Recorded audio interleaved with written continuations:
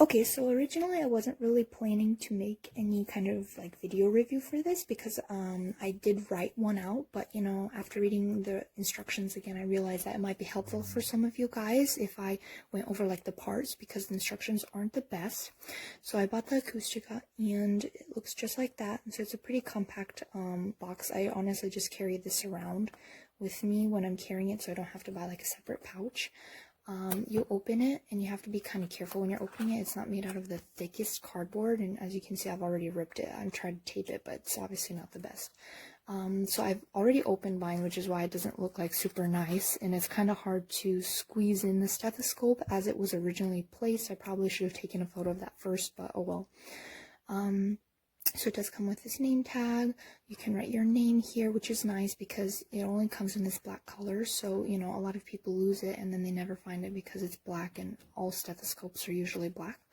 And this is the bell side of the stethoscope, and that's the diaphragm side.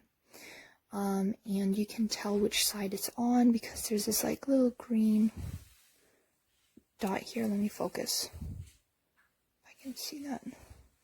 There's a little like green dot right here.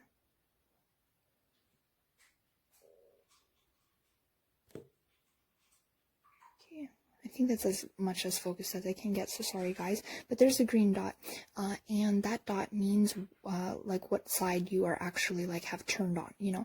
So right now that means the bell side is working, and if you put the stethoscope into your ears, you know, with the earpieces facing away from you, you would be hearing low-pitched sounds. So to switch that, you just hold this in place. Don't be afraid that you're going to break it. I promise you're not. And you just twist only like your, you know, other hand that you're going to move. And just like that, that's how you switch to the diaphragm side. So now the green dot is on this side, which means the diaphragm, or for high-pitched sounds, is working. So that's what you'd be listening to right now if this was in your ears. Okay, so now we're just going to look at like some of the other additional parts that they sent. So there's 2 more pairs of pieces, which is one is like larger than the one that they have, one is smaller than the one they have. I haven't even tried them because this one works just great. I have average sized ears. It's pretty lightweight, but you know, because it is lightweight, I don't really feel like it's the sturdiest, but it comes with a lifetime warranty, so I'm not too freaked out that if, you know, it wears and tears really easily that I've lost it, you know. And it's, again, 25 bucks I think I purchased it for, so it's not a big deal. It also came like it's saying a free sample. I was really confused about what it was talking about, but it's like this thing. I'm honestly not sure when I would ever use this. I know that you're supposed to use this between like every patient, but in reality, what you do in the clinical setting is you just wipe off the diaphragm or bell side that you used on your patient with some kind of antiseptic wipe. In my hospital, they actually use like a wipe that you have to be only touching with like gloves because it's, you know, possibly cancerous, but it's like totally killing all germs because this thing is going to take forever to put on, and it's just expensive to put in between every patient. But in case you were wondering, I just wanted to show you what it was. So you slide it in like here, and you're supposed to do this between every new patient, so it's kind of like you only use it for that one patient. And it does block sound quality, I will warn of that. So, you know, again, I don't ever use this, but in case you wanted to know, it's a little difficult to get on. You really feel like you're stretching this thing out to its maximum ability. Let's see. Okay.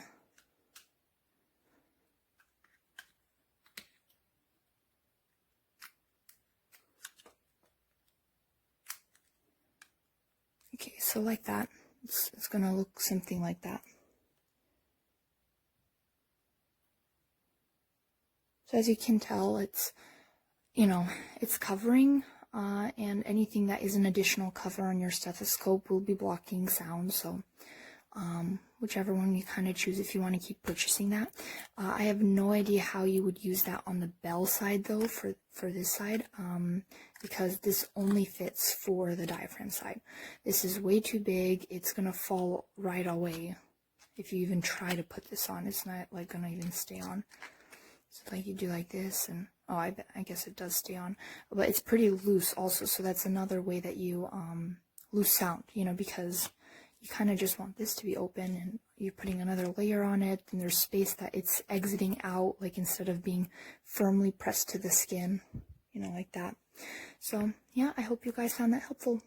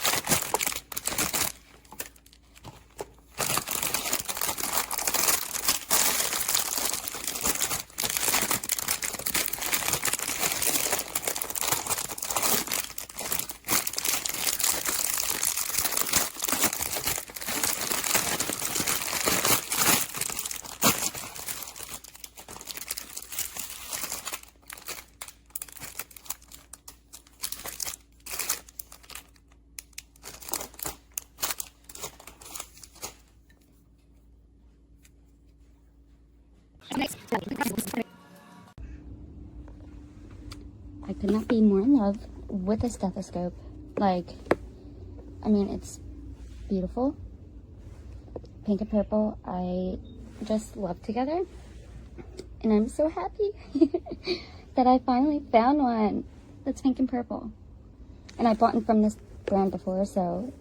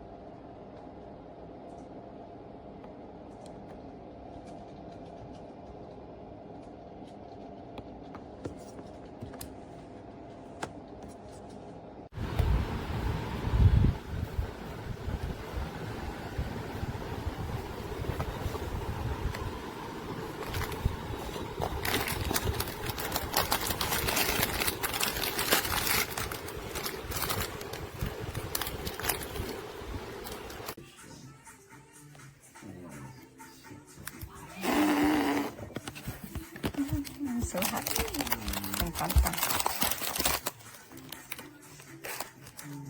Wow, you're a nurse, Mom.